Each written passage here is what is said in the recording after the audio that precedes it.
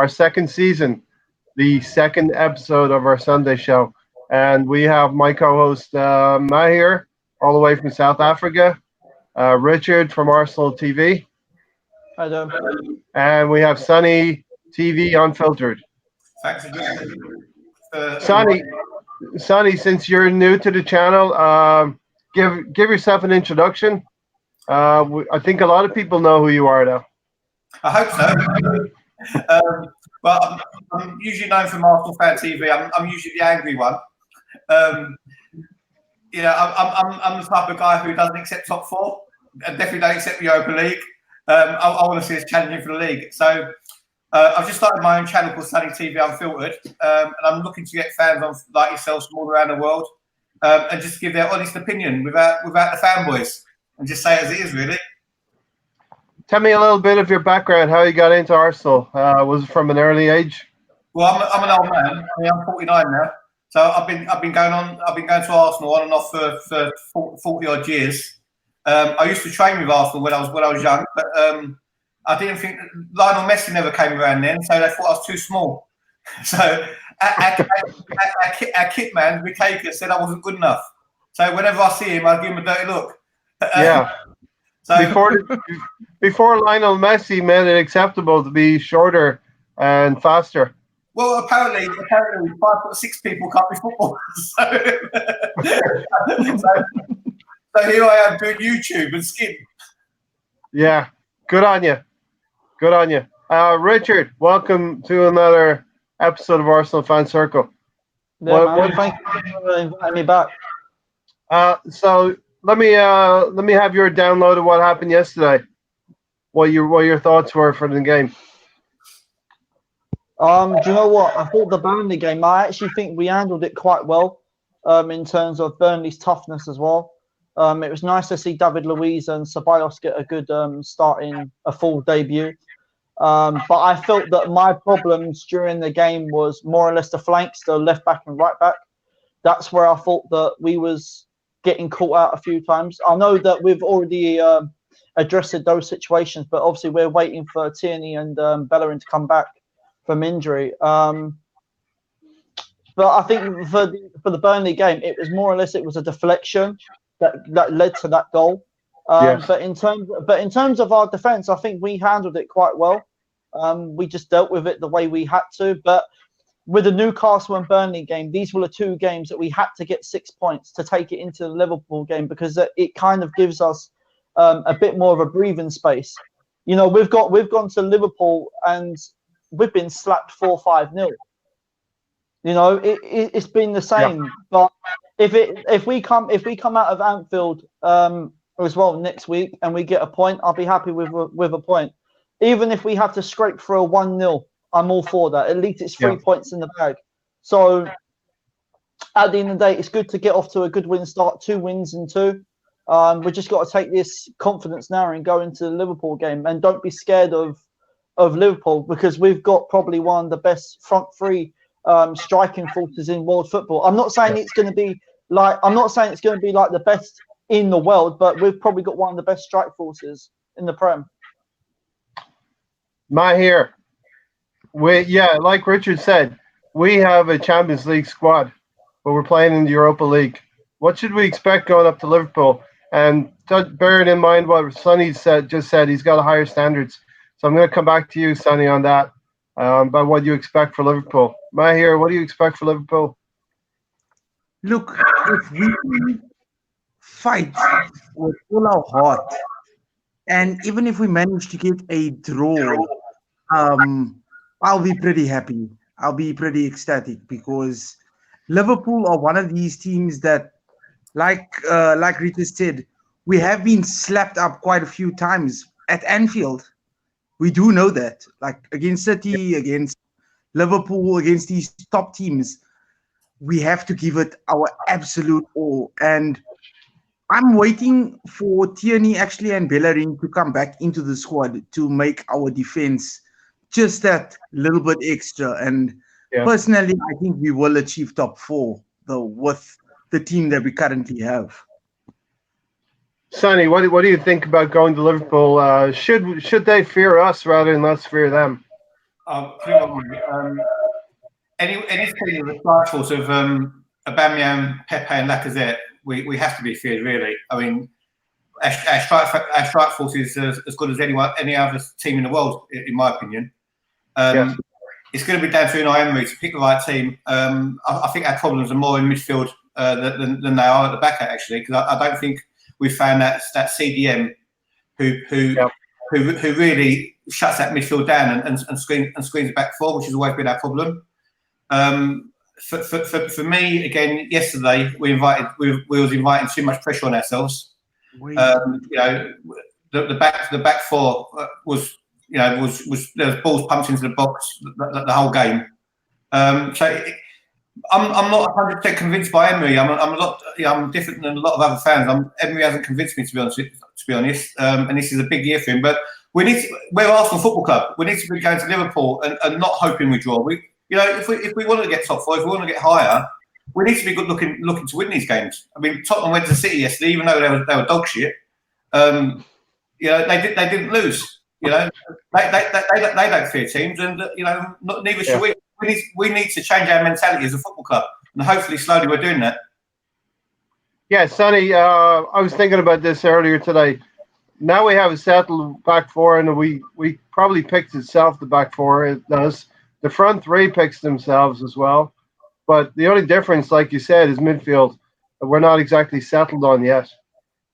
I think yesterday, Danny Ceballos' performance papered over a lot of cracks yesterday, because no time in that game was we all over Burnley. It was quite a 50-50 game, and it was only the fact that Danny Ceballos played so well that we all left we all left either the ground or watching it on the TV thinking, wow, what a player we've got, rather than focusing on what our deficiencies still are. Yeah, I'm going to go to Mahir next and then Richard. Mahir, you kind of echoed what Sonny just said. Everybody's overhyping Ceballos.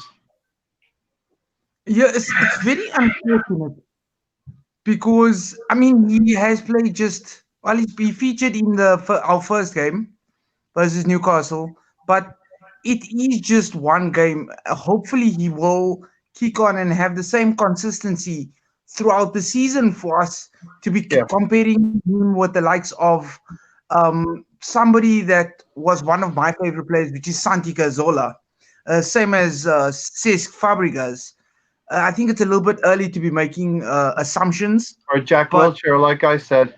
His quality was there. Jack Wilshere, like you said, Ray.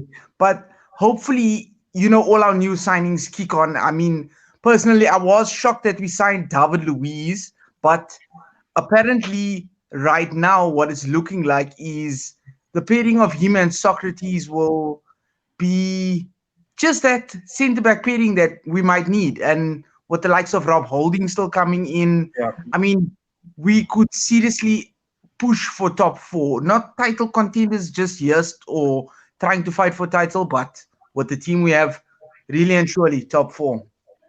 Richard, I'm coming to you next, but Mahir, I kind of think that we can mount the challenge this season. Liverpool and City are not all that. What do you think, Richard? Any points to add? Well, do you know what? Man City hasn't really strengthened their side that much this season, and neither has Liverpool that much. So they're pretty much the same as last season. And even last season, we still went to the Etihad and got beaten 3-1, and then we still went to Liverpool and we still we still even lost that game as well. So terribly wilted. See, my concern is it the same or is it going to be different? Is it going to be the same old Arsenal, or as our away record going to be different this season? Mm-hmm. I know there's fans saying that they're not convinced on Emery. I think I can see changes. but the mentality that we need to take to away games, that's what we need. Even our home game, I've got no problem of playing against Tottenham the week after when we played against Liverpool. I've got no problem with that because that's at home. Our home record has been sensational. That has never changed. But it's playing away from home where our mentality needs to be the same. And I think Ceballos, he's one of those players that's got that winning mentality. You saw it. It was like when Aubameyang scored that goal. when he scored that goal, it was Ceballos that was celebrating more. Yeah. So because he broke up the ball there, and Aubameyang finished it like Messi. he broke up the transition for us to retrieve the ball and to get it to Aubameyang to score the goal. Now I've got a feeling Aubameyang will actually get the Golden Boot this season again. Mm-hmm. And now Aubameyang has got no excuses not to get no goals because he's got quality players around him. Now, if we're going to go to the Liverpool game, I will play the same formation as them. I'll go 3 up top. Play to your strengths, and then you could have Ceballos as the number 10 playing in behind. But I'm just worried about that pivot midfield. Who's going to be the 2 defensive midfielders that's going to be in front of the defense? That's what I'm a bit wary of. Is it going to be Torreira and Xhaka? I don't know, because I don't know if Xhaka is going to be ready for Liverpool. For me, I just don't find Xhaka mobile enough. The guy can play football. Is a quality player, but he needs time. And one thing Liverpool won't give us is time. Yeah. Nope. Yes. I have a question for you, Sonny. Pardon? So we're obviously going to have difficulty playing out from the back at Anfield, and Liverpool had difficulty yesterday with Adrian. So do you think that both teams will dispense with trying to play the ball out from the back up at Anfield next week? I think that's the way. That's the fashion nowadays, and that's the way their managers want them to do. So I don't think they're going to do anything differently. But I think Arsenal are better when they play a pressing game, especially when we do it at the Emirates. And for some reason, last season they abandoned the press, and they went to something totally different, which was confusing. Away, we're a completely different team than we are at home, as we all know. But I think the best form of defence against Liverpool is to attack them. And we get hammered whether we defend or attack against Liverpool for year after year. So I think next week we need to go out there and just not be afraid. My midfield too. Joe Willock has been good, but does he have that discipline to sit with Torreira? Because I think we're definitely going to need two sitting. It's a game which we know, our talisman Mesut Ozil is not going to be involved in because he don't like going outside of London. So I think he's going to start with Xhaka. I don't think Xhaka's the answer. If it was me, I'd go with Torreira and Willock sitting, and Ceballos if he could produce that performance he done against Burnley because he was playing as a number 6 and a number 8, and the number 10. He was doing everything, I mean, that's what we want. But I mean, Guendouzi gets a lot of hype, but I just think he's an El Neni who runs around a bit more. For me, not really. And one thing Arsenal lack as a team is goals from the midfield. And Lacazette and Aubameyang are going to need some help. Sonny, do you think we'll be able to play out from the back against Mane, Salah, and Firmino? We're going to try. It's the Arsenal way, it's the Emery way. But I'd say something. The way Burnley pressed us yesterday with 6 players, practically on our 18-yard box. If we do that against Liverpool and get caught, they're going to hammer us. So I was watching Chelsea earlier, and Chelsea seems to not just play out to the centre back because that's how Leicester lost their goal today. They play the first ball out to the wing. So sometimes when a team's pressing you, bypass the forward, just knock it a bit longer. So that's why I think Lacazette's going to be important for us because he can hold the ball up more than Aubameyang. But whether Emery starts both of them together, who knows? And something we saw yesterday, Sonny, was Luis spraying the ball forward. Something we haven't seen in a few years. I think that's brilliant. Yeah. And nearly connected with Aubameyang. Yeah, on the right side. Luis, for all his faults or all his strengths, one of his strengths is definitely that guy can play football. And he could ping a diagonal. So I mean, when this team gel and he pings that diagonal to Aubameyang and also to Pepe, I think that's going to be excellent. But what he also done yesterday was play the ball across our 6-yard box. So he can't. He's got to get that out of his game. Yeah, a la Czech last year. Yeah, yeah. Agent Louise now. I feel a little bit more confident with Luis than Czech, though. Right, Maher? Yeah, absolutely. It's just one more aspect that Louise is basically adding into our game, being able to maybe ping a long ball, like Sonny just said, ping a long ball through to Lacazette or to one of our strikers, or maybe feeding it to the likes of like a Ceballos or a Torreira, so they can continue play, hopefully push up the field and ping a ball through, and before you know it, it's a goal. Richard, the Lacazette goal reminded me of the goal that he scored versus Chelsea at home last season. You know, a tight spot. He was able to maneuver and get a shot away. Yeah, it was a bit of luck. The ball actually went through the keeper's legs. Um, so you know that's what he does. I mean, he's a clinical striker. He'll do whatever he can to score a goal. You know, you've seen the goals that he scored when he was playing for Leon, and like the way he scored goals for us last season. Um, but I think, as you just said, that Lacazette will be key for the Liverpool game because of his hold-up play.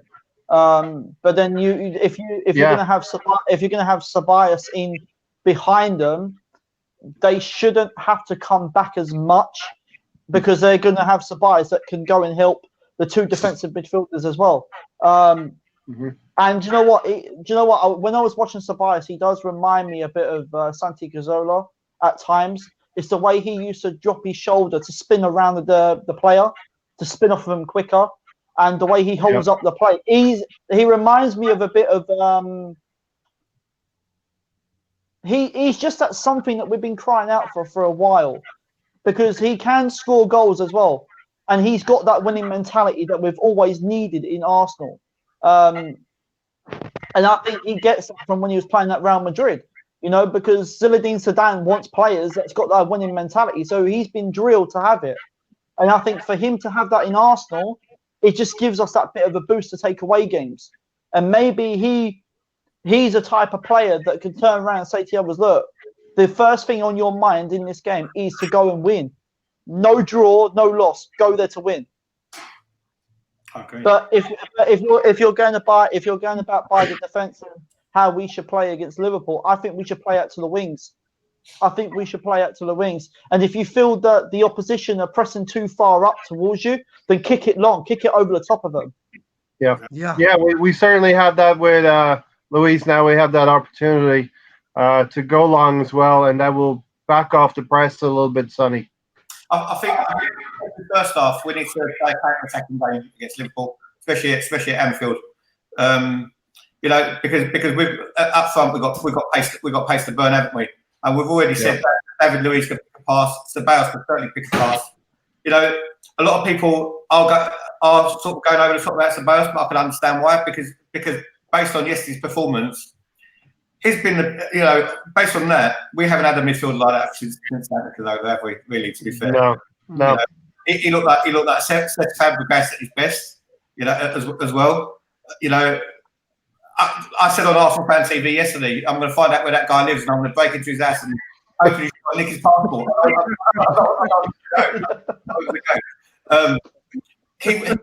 He was worth the admission fee alone yesterday. But for every creative player we've got, we need to have some soldiers around them. Ainsley Maitland-Niles scares the life out of me, to be honest with you, at right back.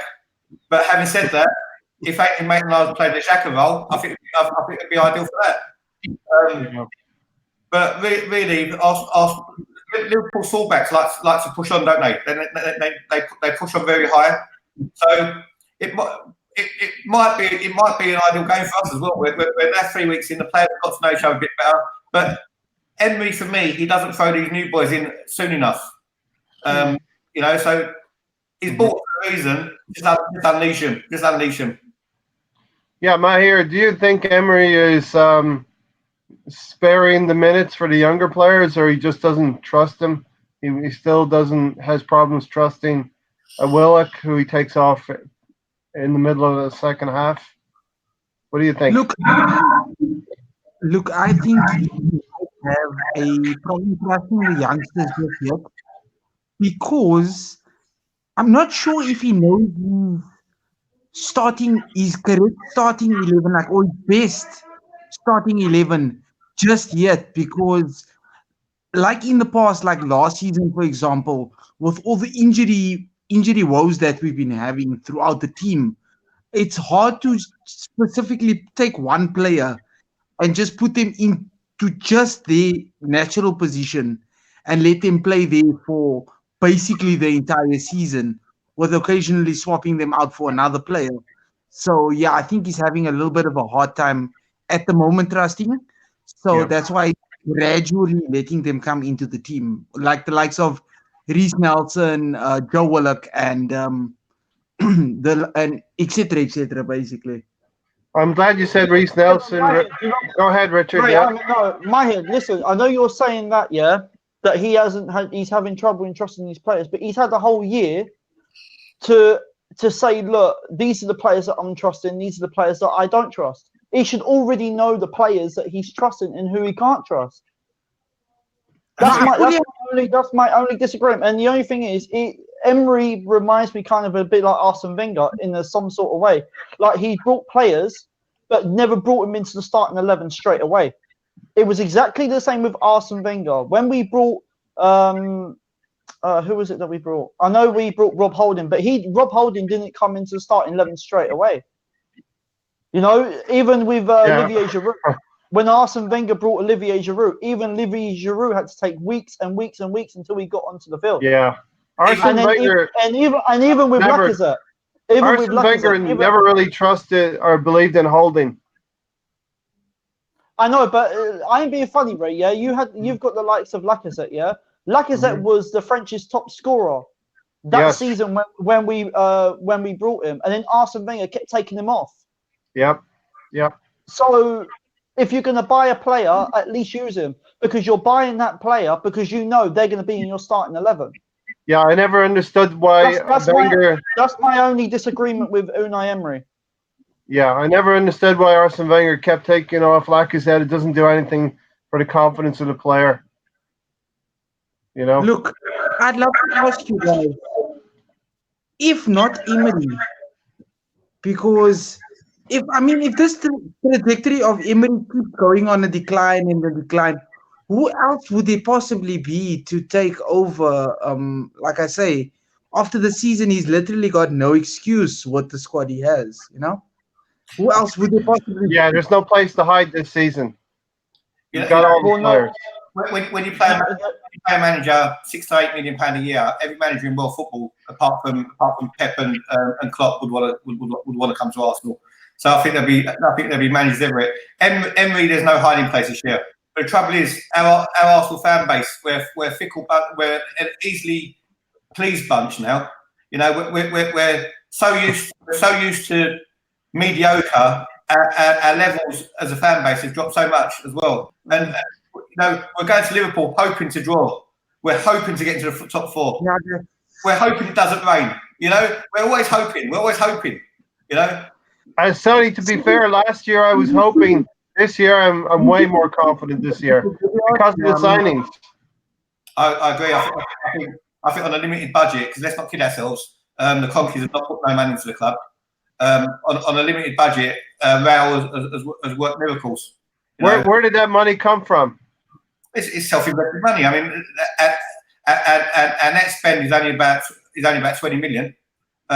So they still should have. There's still plenty of money in the bank for them. It's just clever business. I love to go shopping with Raul because I'll go into Harrods and we'll get everything on instalments. You know. I think it's been excellent. But I'll give you 50 pence. 50 pay you later. If you give Raul 50 pence, he'll probably come out with a Ferrari.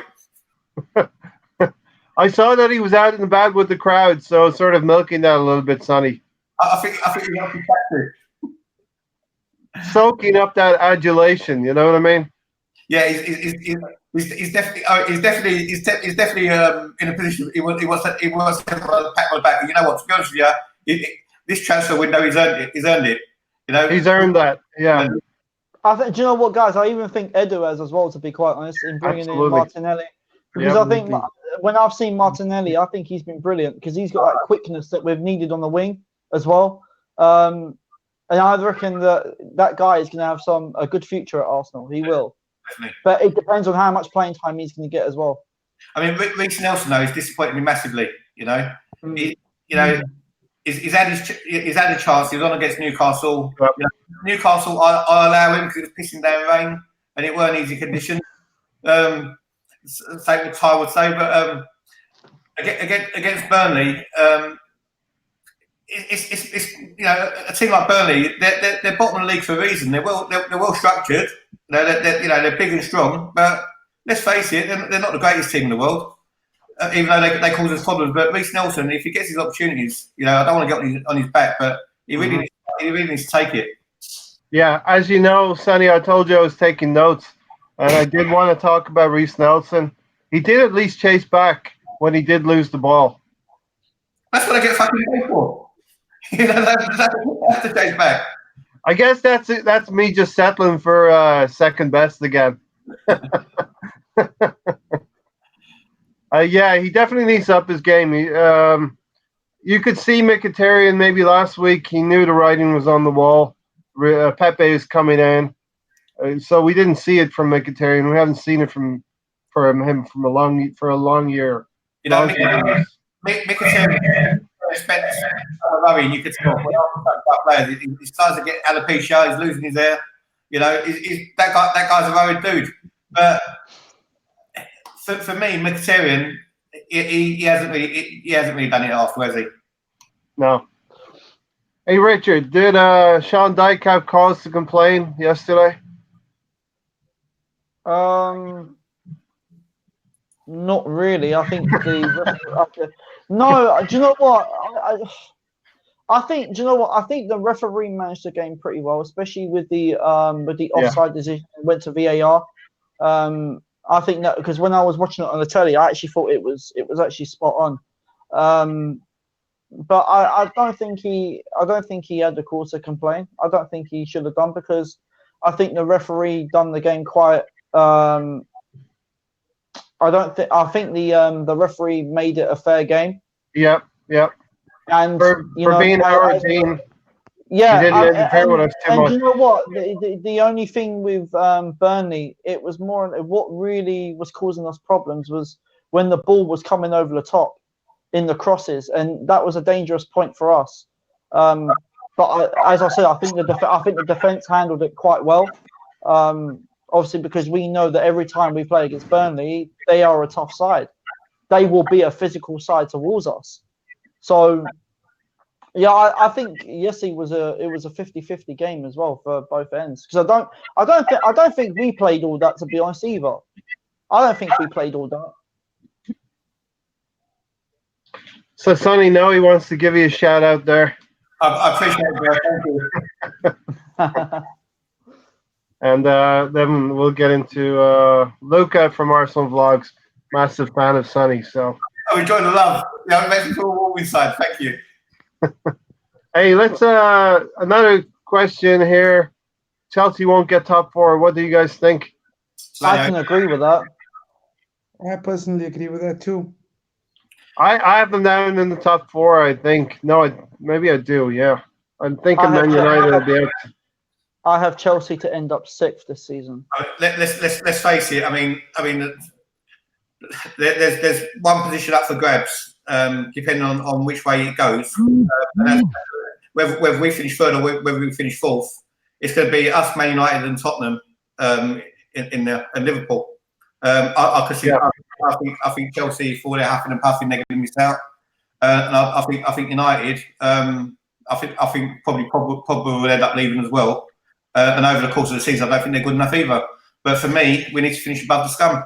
You know, fourth place for me isn't good enough. Yeah. We need to finish above Tottenham, and we need to put them. We need to put them in their place as well. We should have done that last year, Richard. It should have happened this year. Yeah, I mean, we was one game out for getting top 3 last season. I know we conceded 50+ goals last season, but you know, all we had to do was only to beat Crystal Palace at home or even beat Everton. I think either one of those, I think we would have been in the top three, and I think we would have been in Champions League this season. But then I go back to the penalty missed at Spurs. Even at that game, we should have been top three. Yeah, I mean, apart from Man City and Liverpool last season, not one team deserved top four. You know, No. Chelsea was shit. Tottenham was shit. We were shit. You know, and it was they got the Champions League places by default, didn't they? Really. I mean, our biggest fall down really was that crap performance we put against Chelsea in Baku. Yeah. Even that Europa League final still hurts me more than 2006. Yeah, I agree. Because it's more recent, I think. No, it's not that. It's the way we played against Chelsea. Yeah. It was like as if we didn't want it. It was like as if Chelsea was actually fighting to get in Champions League than we was. Yeah. They bottled it, didn't they? They just bottled it. Yeah. Totally. Mahir, it was inevitable we were going to concede a goal yesterday. Yes, but as you will see, a lot of Gooners have said in their pre-match analysis before the game that Ashley Barnes was going to cause us problems, as he always does when they do tend to play us. And that's just exactly what happened. We spoke about it, and lo and behold, Ashley Barnes goes and scores a goal against the Arsenal. It was a lucky goal, though. They were lucky. Yeah, the deflected pass, he found himself unmarked in the box and put it away, like passed it into the net, Sonny. Let shot to save in that game. You know, for all their costs they've put into the box, I can't recall Leonard having a shot to save. Nope. So, Sonny, I know you were at the game, but I did notice one thing. When Willock lost the ball in the first half, Socrates dug him out a little bit. You know, Willock's a young man. He tries hard.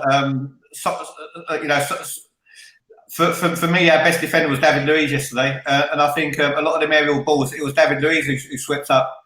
I personally don't think Socrates' arse was level, to be honest with you. So for him to have, if you mean by he was having a go at Willock for that, yeah, you know, he's not in no position to have a go at anybody. Because I think sometimes he's a liability. But isn't it okay to have a voice like that to tell Willock he can't lose the ball? I think it depends on the player. Sometimes you got to put, if it's a young player, you got to put your arm around their shoulder rather than have a go at them.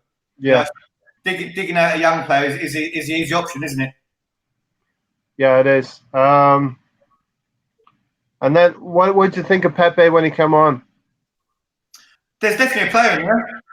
You know, some of the things he'd done was, you could tell was going to be magical. Is definitely an upgrade on Alex Iwobi.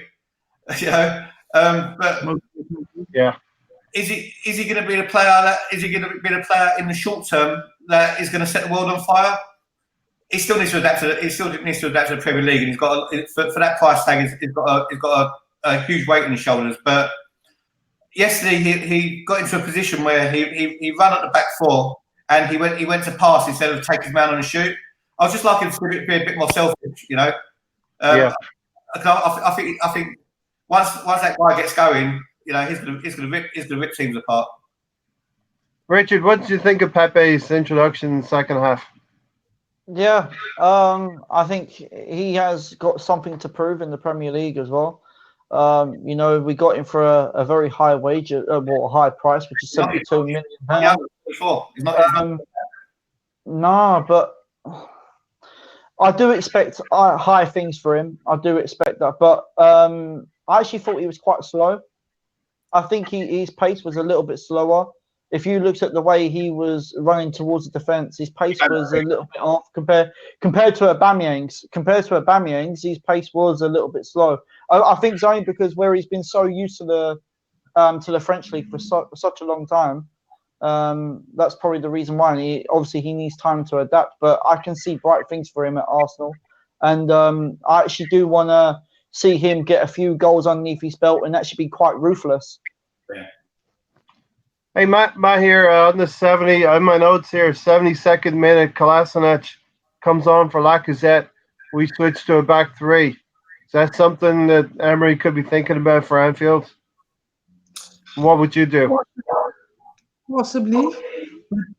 If you ask me, I would prefer for Emery to stick to a solid back four and have it constantly throughout the season. I'm not sure about the whole having a back three with two wing backs, unless Tierney comes into the fold, and Bellerin comes into the fold, fully fit, fully on form, or back to like Bellerin going back to his old form, rather than of recent, before he got injured, and then playing that way with a back three with two wing backs. I suppose Emery would look into something like that. Richard, what would you like to see at Anfield, a back four or a back three? Back four. Are you worried that Emery is maybe setting the table for a back three? If he does settle for a back three, then I can understand why, because David Luiz is more used to playing in a back three than he is a back four. Because he can play a little bit better and he can ping the balls forward a bit more as well. But I would just stick with a back four and play a midfield three up top. I mean, I think the trouble with a back three is that you're expecting your fullbacks to create your width for you, aren't you? I think Liverpool in the transition will catch us out. But I agree with what Gerd said. Basically, if we're going to ever play with back three, we need some young, energetic fullbacks with some skill, and that is Tierney and Bellerin. And I don't think a back three will suit us until they're back. All right, so I have a question from our old friend from last week, Barry BTV. He obviously wants to get some airplay. So here's our resident troll, Sonny, Richard. How do you guys feel about United lifting the Premier League trophy in May? That's not going to happen. No chance, right? What chance of us winning the lottery? Do you think they'll win even one trophy this season? No. Me neither. Nope. Neither. I have to agree with you. Sorry, Barry. Nothing for you, Barry. By the way, guys, you know what? I ain't being funny. Man United haven't been great ever since Alex Ferguson left. yeah, that's right. I mean, they've finished below us 5 times out of the last 6 years. You know, Exactly. United ain't got no reason to talk at all. And I just want to say bye-bye to their Alicia Keys piano player who's joining Inter Milan.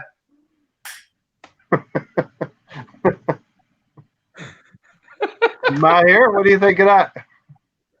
Hey man, we've spoken about it many a time. I didn't know you were joining that club anyway, but what a waste, man. It's going on loan apparently with an option to buy. What a waste, man. I ain't being funny. We are the team that made Alexis Sanchez to what he was. Yeah, we are the team that made him, and ever since he went to Man United, he's been an absolute flop. Completely. So it's going to be a raging success, I believe. Richard, Monreal has scored more goals than Alexis has in his time at United. Monreal, of all people. Just shows you. Eddie Nketiah scored more goals than him since he's been at Man United. Let's be honest. I mean, Alexis Sanchez was finishing his last year at Arsenal anyway. So, he went to the United. I was welcome to have him. The only problem we got that garbage Mkhitaryan in exchange instead of the money. Yeah, well, did we get the better end of the deal, Sonny?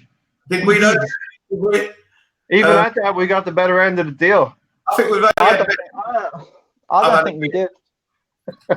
If we took the 60 million and they kept Mkhitaryan, I think that would have been ideal for us. Yeah, I mean, hindsight's a great thing. Would you have sold if you go back to the summer of that year, that season? You go back and would you sell him to City? Take the money. Listen, if you don't want to play for Arsenal no more, you sell them. No room for sentiment, to be honest with you. If they don't want to play for our club, you get rid of them. You get the best price you can. You know, a time in their contract where you can. You don't let them run down their contracts, do you? Our last regime was, they couldn't manage anything. They were useless. Yeah. So I'm going to ask you guys a question that's going to be difficult. We're going to introduce a new segment this season called Turkey of the Week. Do you have any candidates for Turkey of the Week, Sonny, Richard, Mahir? Base it on your... I'm stealing it from troops a little bit, switching hammer over to Turkey. Well, that might actually get you a deal on EA Sports as well. I heard about that. He's smashing. Good luck to him. Yeah, I love him. Turkey of the week for me. I think I'll give to Sean Dyche just for the comments he made regarding simulation. I didn't see no simulation in that game. I don't know what he's talking about. Now, does he complain once a year, every year at the Emirates, or is it every week? I think Arsenal are the only team that he hasn't beaten, isn't it? So, and that's gone on. And it's also that game on Saturday was the first time we won our 2 opening games in the last 10 years. So, building blocks. Hope you say to build them now. And you think about the last time that Burnley beat us was actually at Highbury in 1974. Yeah, well, I was only 4. Yeah. He's got to be my Turkey as well. What about you, Mahir? I'm actually joining Sonny and Richard because what about Adrian? Well, yesterday. I was going to give it to Adrian for that mistake which was absolutely comical. But, having shown Dyche the team he can't beat and crying over spilled milk, that has to take the cake. I mean, Adrian is just a poor goalkeeper, isn't he? I mean, he got released by West Ham. He was actually training with a 4th or 5th division Spanish team just for fitness, and basically Liverpool just picks him up thinking he's probably never going to get a game. So I just hope he's that generous against us next week as well. Yeah, there's going to be some goals in that game next week, I fear. Well, last time we scored their first, we got hammered.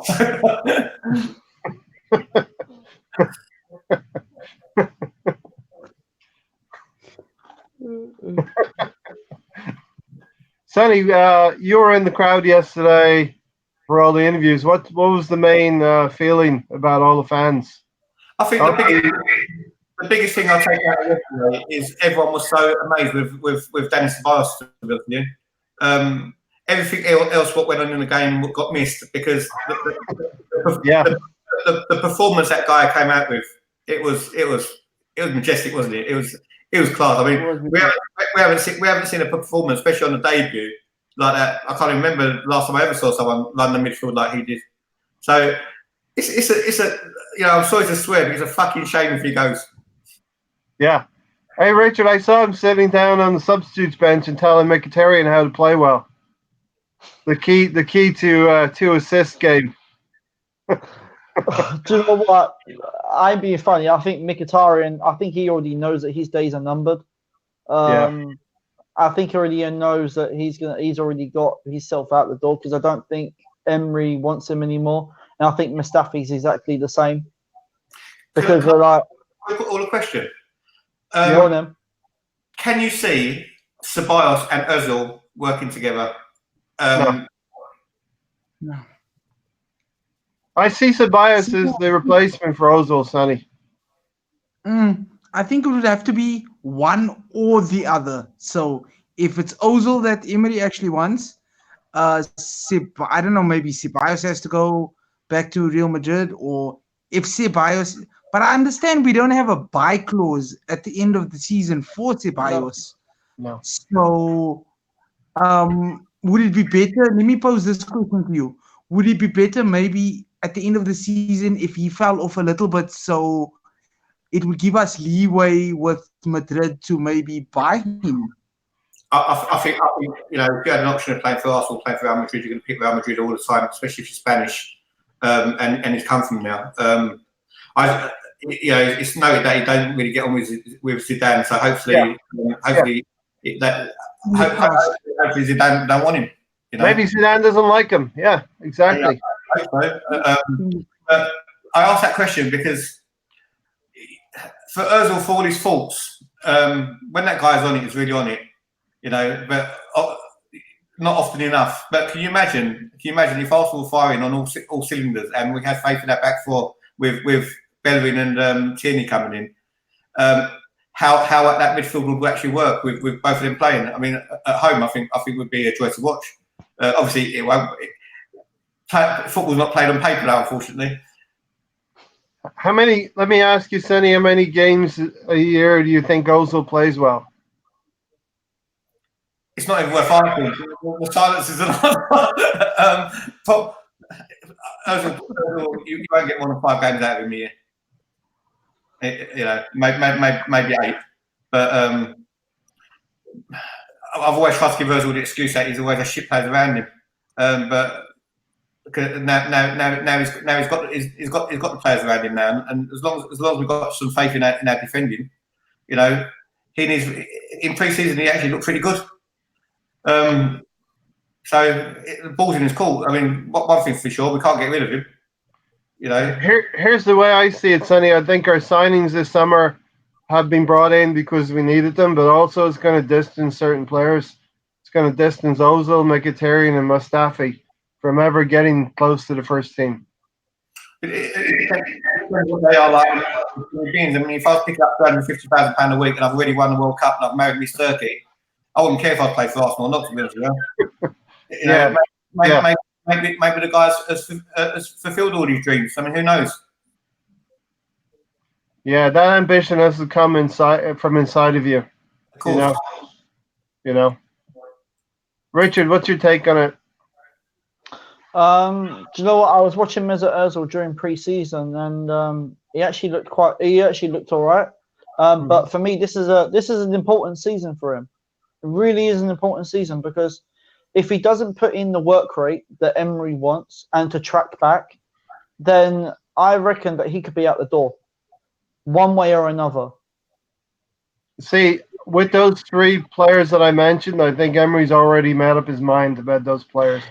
Yeah, I think he already has. Because I mean, I was sitting here thinking to myself, well, if Mustafi doesn't get played to play against Burnley, then I know he's going to be out the door.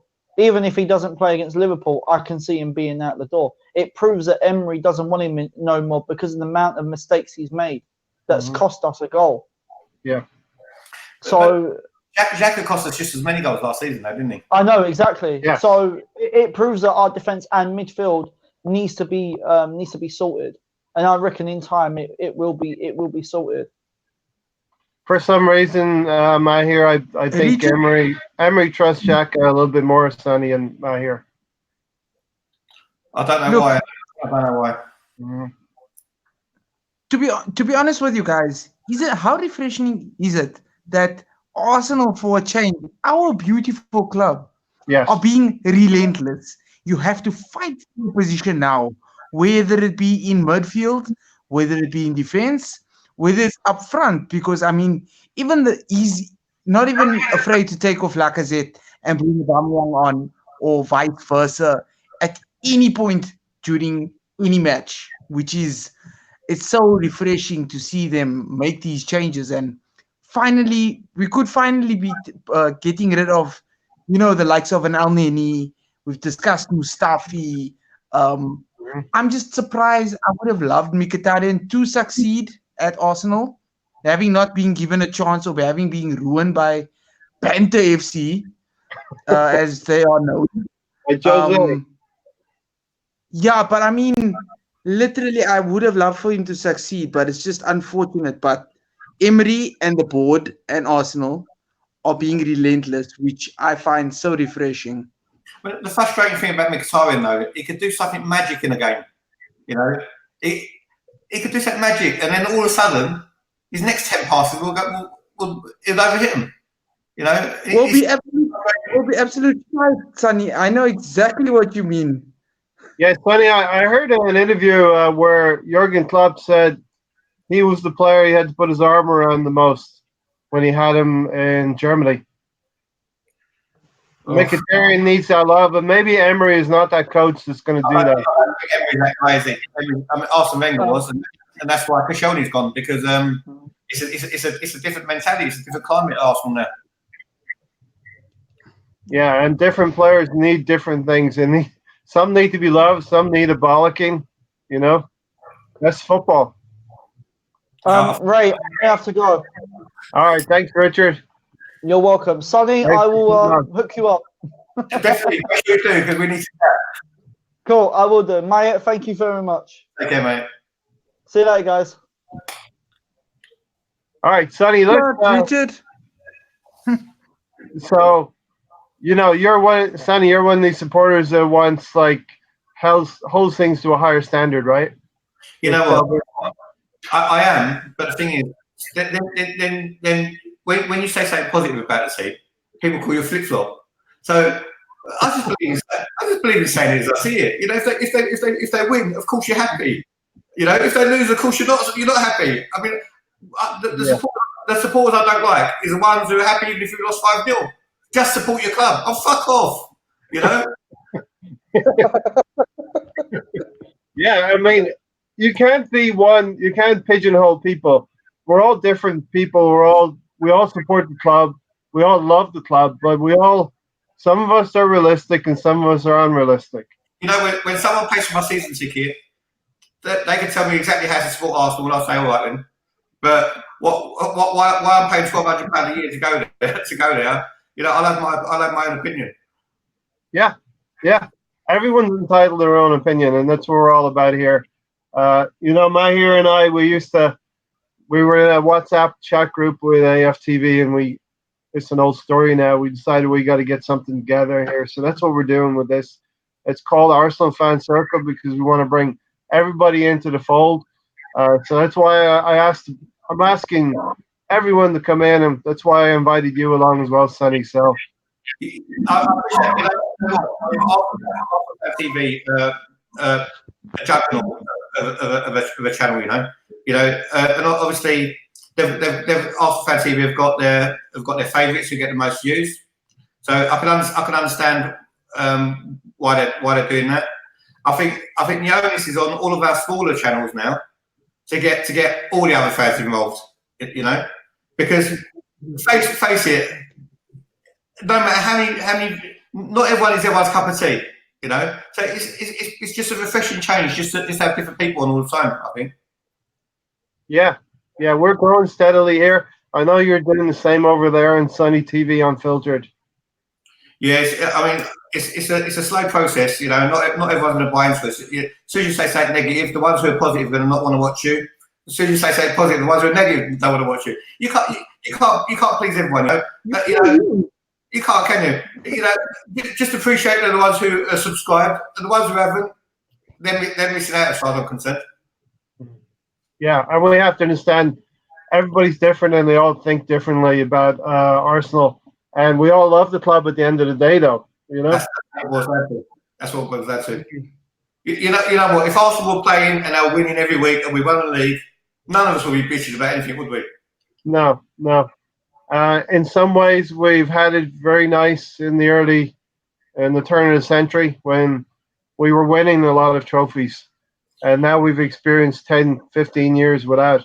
Well, the problem with my fan base, they think Arsenal was formed in 2006, and it wasn't. You know, Arsenal under George Graham was a successful side as well. You know, It was formed in 1886. We weren't formed in 2006. You know, so there's life after every player. There's life after every manager. There's life after every club. You know, every day is a different day.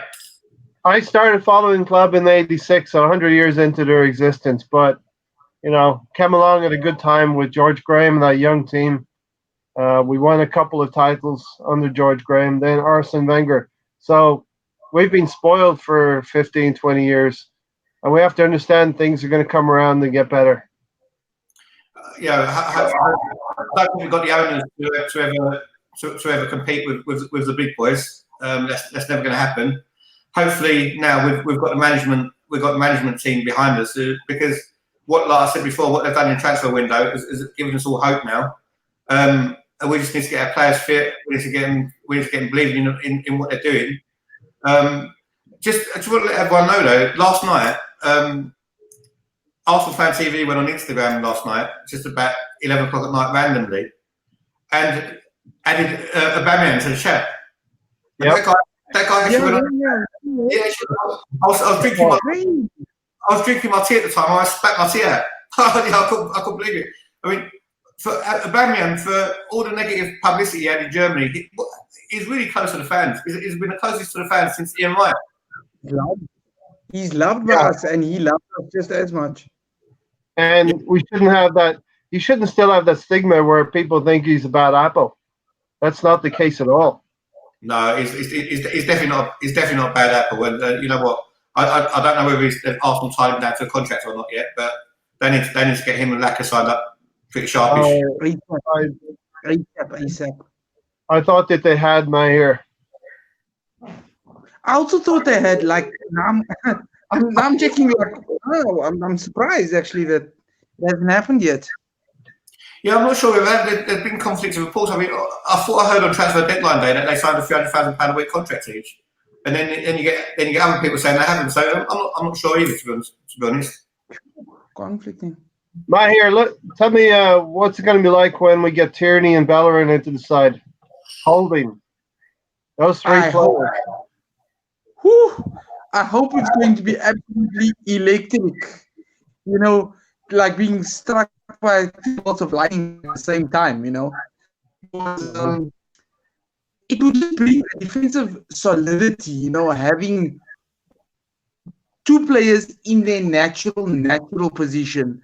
Like before we got Pepe, we only had Iwobi literally and Mkhitaryan to swap and change on the wings.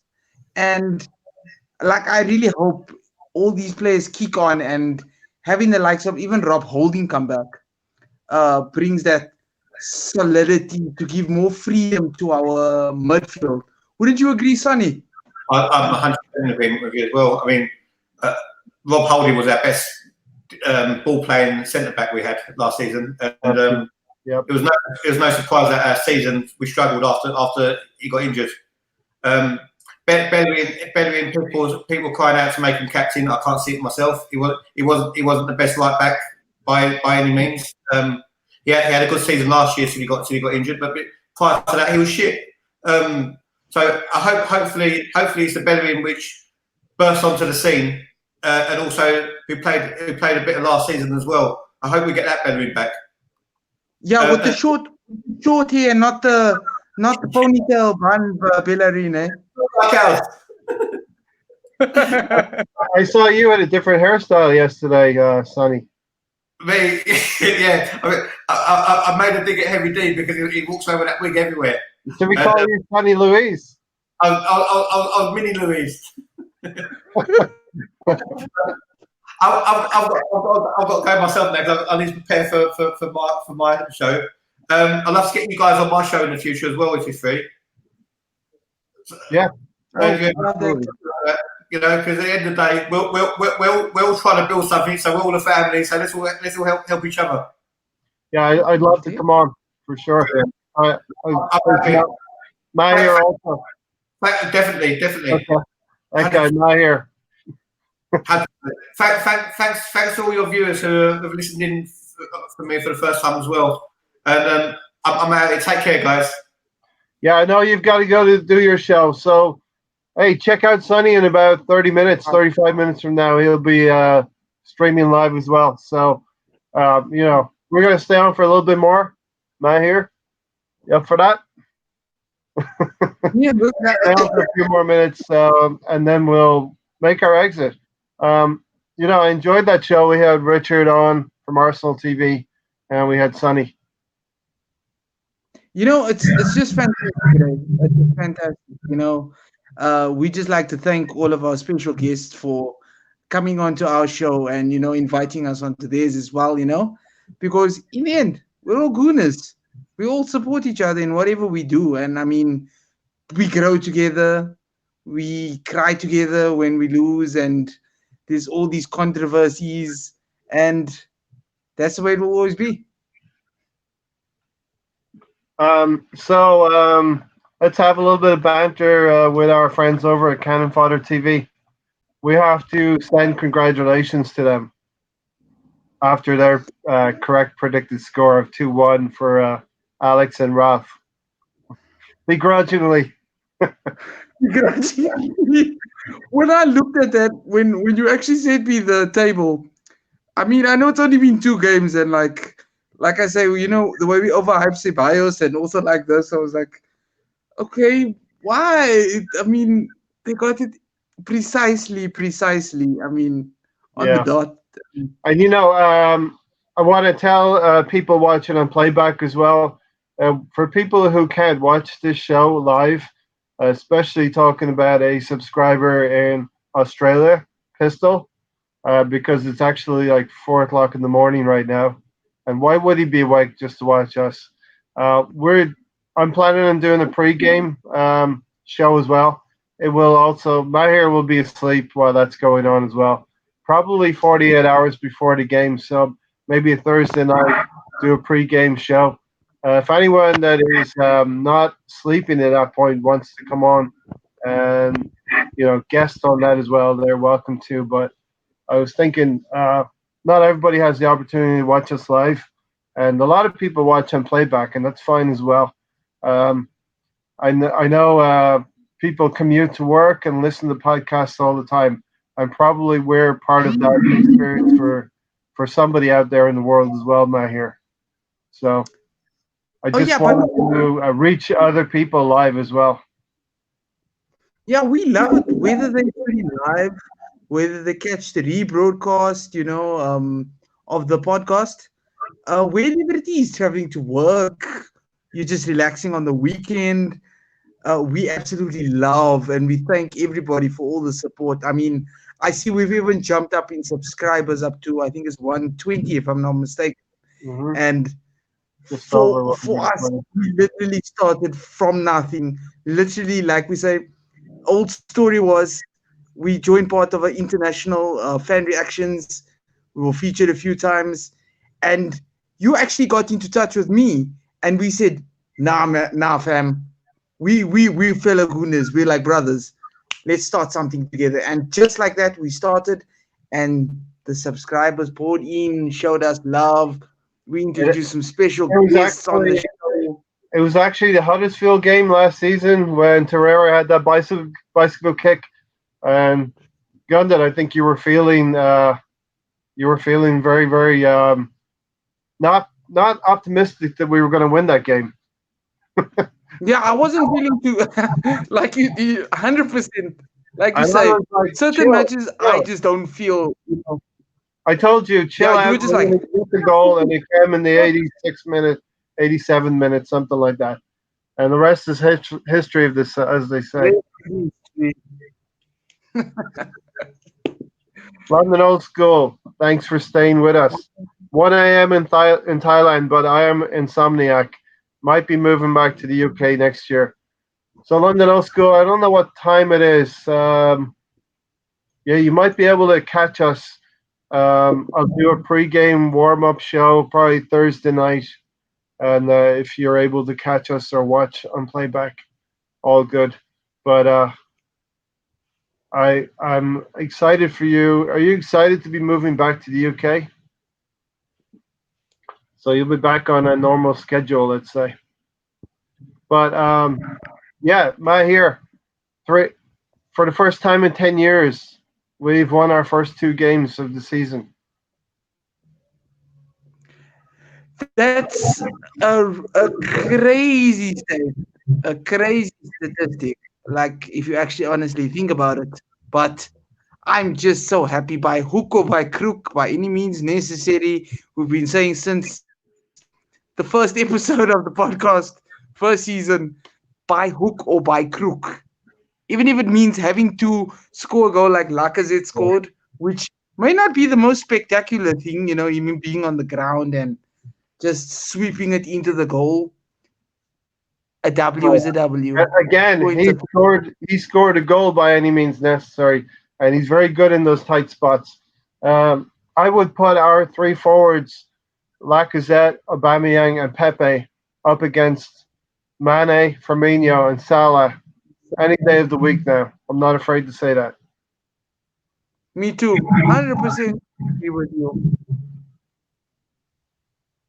Also, I think that, Ray, we could possibly get at Adrian because Adrian apparently is fielding a slight leg injury. That's why, as we were actually talking during the game, and we actually were saying Liverpool look very shaky. They look very, very, very shaky. To be honest with you, Yeah, I honestly thought, yeah. who were they playing against? Sorry, I think it was Norwich. Southampton. Was it not Norwich? Sorry, Southampton. Southampton. Um, and while we were watching this game, we were like, they look very vulnerable to conceding maybe a goal or two. And even they said, for example, we were putting our goalkeeper, we were putting Leno under pressure, sometimes by playing unnecessary back passes. They were doing the same, only Adrian was actually injured, which is extremely risky. I don't know why on earth you do that. Yeah, so let's not be afraid to go to Liverpool and attack Nah, them. not at all. It's very important how Emery sets up and how he sets the team up. If we're going to play cautiously into the game, or if it's going to be one of those, we score one more goal than you. You Look, know? we're praying actually when if he does settle for a back four, I think 4 points from the next two games is possible. Yes, the, London Old School, I'd have to agree with that as well. I think Ray would as well because Liverpool, if by hook or crook we can just get a draw, we'd be very happy with that. And I think it's very possible that we can get at Tottenham because I think we're playing at home if I'm not mistaken. Yeah, yeah, Tottenham at home. So we have to think very, very carefully about our predicted score for this coming week. I want to quickly recap it. The team challenge of Arsenal Fan Circle versus Cannon Fodder TV. This week, both Alex and Ralph predicted the correct result. They get a maximum of 3 points each. Add that to their correct result from last week, and they're on 8 points.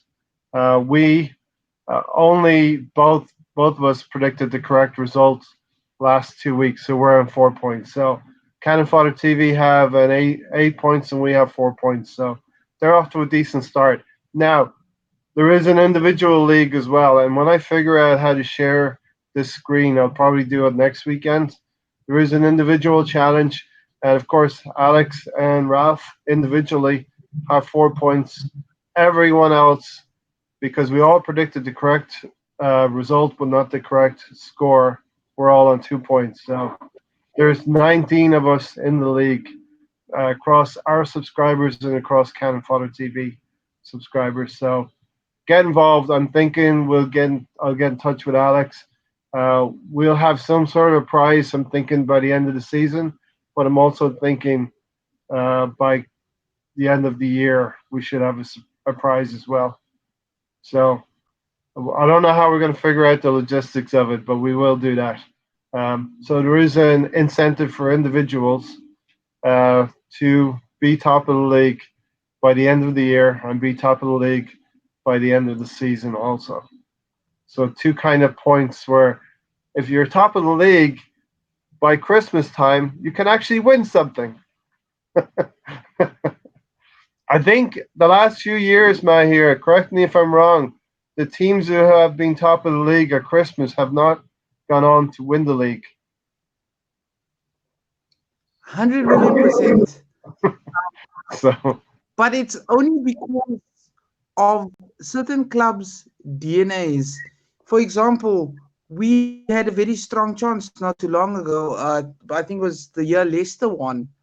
We had a yep, phenomenal chance on winning the league.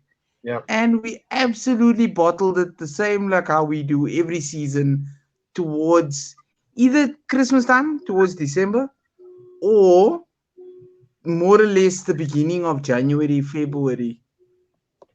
Like we said with Sonny earlier, we are seeing a departure and a change from this club. Previous years, we had one or two star players, but we never built the team to help them win things. Here, I'm seeing a difference in the club that maybe we're going to go back for up Meccano and add Saliba next year and add that to the team that we have now, and we are strong in every position. Every position. I would only think of maybe a likes of somebody, another right back to play or to fight, or like almost for instance for Push, competition for Bella, but push, like a push, proper right back. Yep, yep, Possibly knock him out of his position yep, or provide backup. yep. Hey, well, so we have optimism going forward.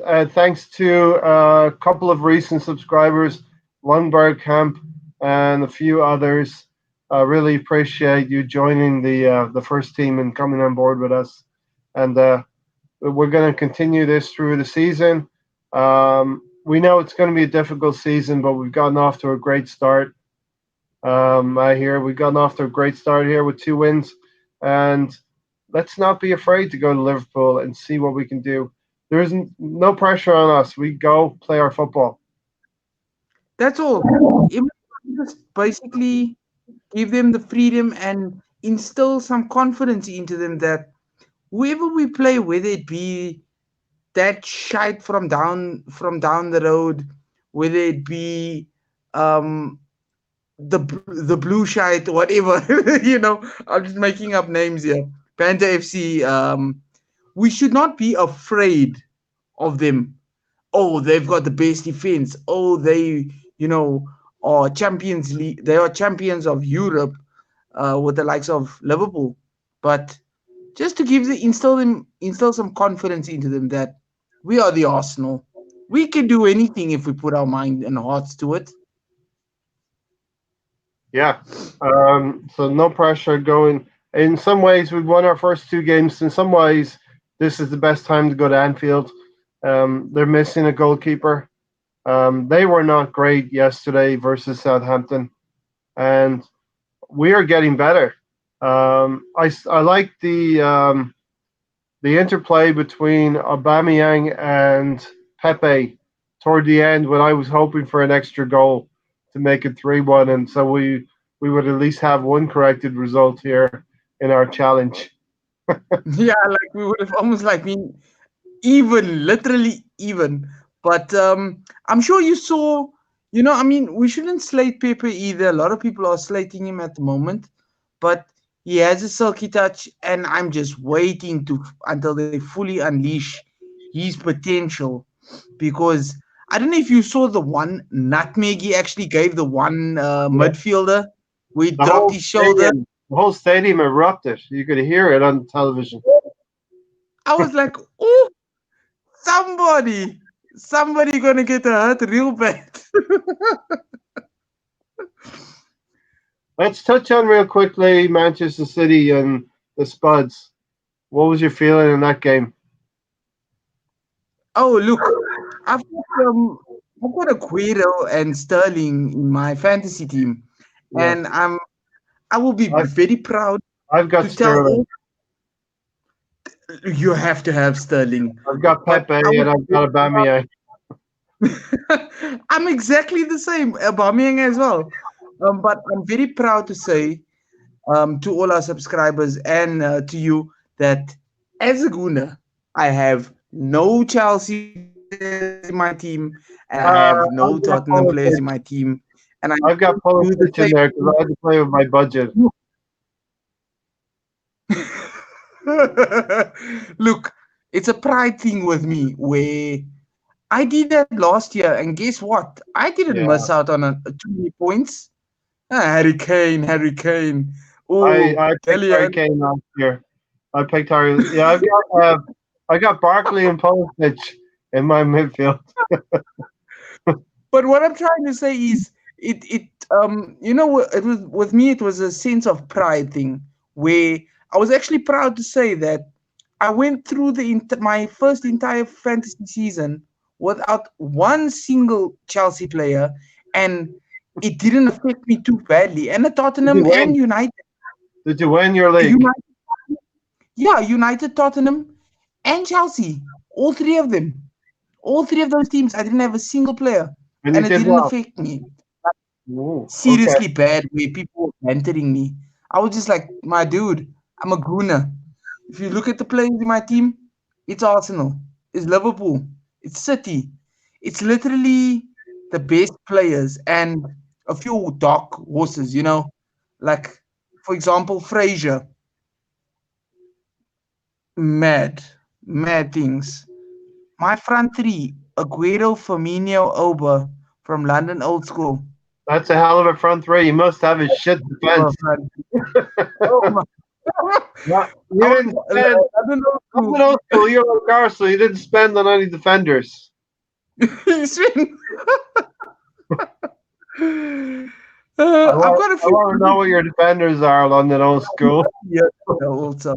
I've got like Lewis Dunk. I have Virgil van Dijk. I got Wilson and Aubameyang, Wan-Bissaka, Doherty. I got Tierney in there as well, but he's injured right now. I got Ceballos. I took a And- gamble. Yeah, I did terrible last year picking big players, so I thought my strategy would be I'd pick some unpolished diamonds.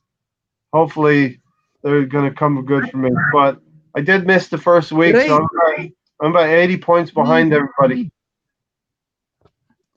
Look, I personally took a gamble on who was this? I took a gamble on Ceballos, and I kept him for the second week. I remained unchanged. Didn't use any of my transfers, and then lo and behold, I was still at work at 2:00, and I rushed home, and I still only caught 15-20 minutes of the game. But lo and behold, Ceballos came up with 2 assists and about me and gets a goal. I was like, what? Is that Jagielka? Or is there is that Jagielka? Holebas. All the best. Yeah, Jaja. It's good times, and hey, London Old School. So maybe we'll touch on this throughout the season a little bit. See what leagues, Yeah, how we're doing in the leagues. I got well, I have 2 players to play tomorrow, Wan-Bissaka and Doherty, but I'm on 29 points for this week. Not so great. Yeah, it's just unfortunate that sometimes it just doesn't work out, but it's fun for us. It keeps us occupied. Also, in between family life and work life. Always keeping us busy. There's something else extra. Do you know that Chelsea ended up drawing that game with the Foxes? Apparently, oh wow. I honestly, I'm playing prediction scoreline as well on a certain app, and I mean it's for free and everything. It's just you predict scores, and I was actually went for a Leicester win 3-2, or was it a 2-1? Do you think Lampard's going to get? Do you think Lampard's going to get sacked? Or maybe they give him time. The same like what Banter United did to Solskjaer. And look where Solskjaer is now. Solskjaer is caretaker to actual manager. Yeah, we can't pick on United yet because they still have 3 points, and they could knock us off our second spot, I think. They're the only team that are capable of getting 6 points as well for tomorrow. But I'm just on Twitter here looking at what's trending, and hashtag Lampard out is trending. So I'm going to read this. Hashtag Lampard out. I've had enough. Lamps is a club legend, but that doesn't make him the right manager. Too inexperienced. If he loses the next one, he's got to go. I'll come and take out the ladder now. All right, we're going to close up soon anyway. Another one, No, Lampard. I knew he was the wrong choice the moment we appointed him. Selection was all wrong against United. Tactically inept against Liverpool and Leicester. Why can't we defend a bloody lead? So this has got a flavour of Arsenal to me for Chelsea. thanks for David Luiz. Thank you. Thank you so Yeah. much. Do you think David Luiz knew what was happening and he wanted out? He had a falling out with Lampard, apparently. That's Oh, the okay. reason why he left. And then the fucking Chelsea fans give the lad time. Inexperience? Question mark. He's won 3 Premier Leagues, 4 FA Cups, 2 League Cups, Champions League, and Europa League. The only thing sorry was experience that was moving home after managing a load of shit clubs. Well, listen, we'll follow this Chelsea story with interest. We're going to close the show out here.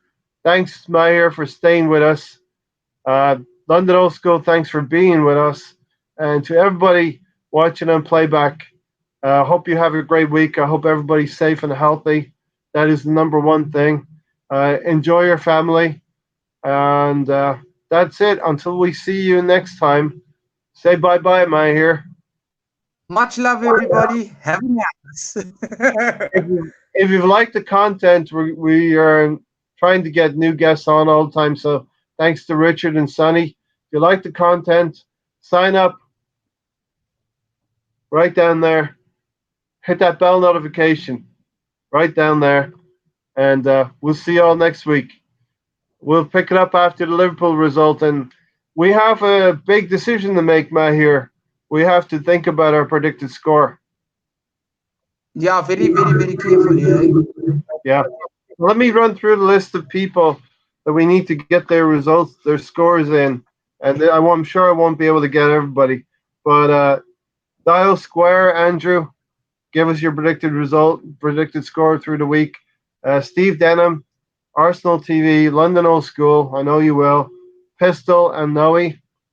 And then people from Cannon Fodder TV, Yanni, TDK, Sanjay Joseph, Arsenal Vlogs, Luca, you're with us. Sarav Day, Scream Boy 8, I think he's a recent new subscriber. He's come over from Cannon Fodder TV along with Lundberg.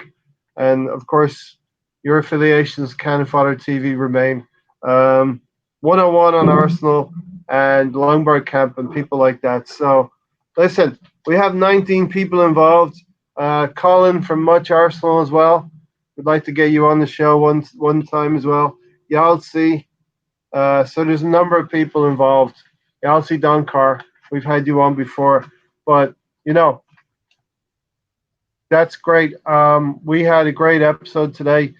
Join us next week for Liverpool.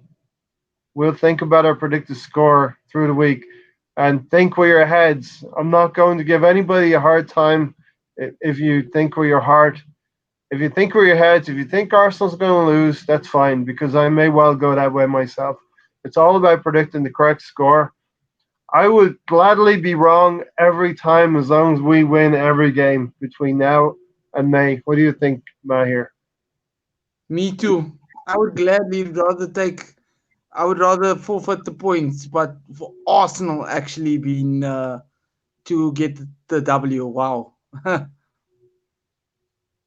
I think Luca is looking for an invite for next Sunday. So hopefully, Luca, Arsenal can have a decent result and we can have an optimistic show. But yeah, we'll think about that. I'll be in touch with you, Luca, over the week. But yeah, Maher, thanks for joining us. We are going to sign off for now. Hope everybody stays healthy and have a good week. And we'll talk to you all next week. Bye-bye. Come on, you Gooners. 2 out of 2. 6 points. Good times. Good times. Good times. See you next week.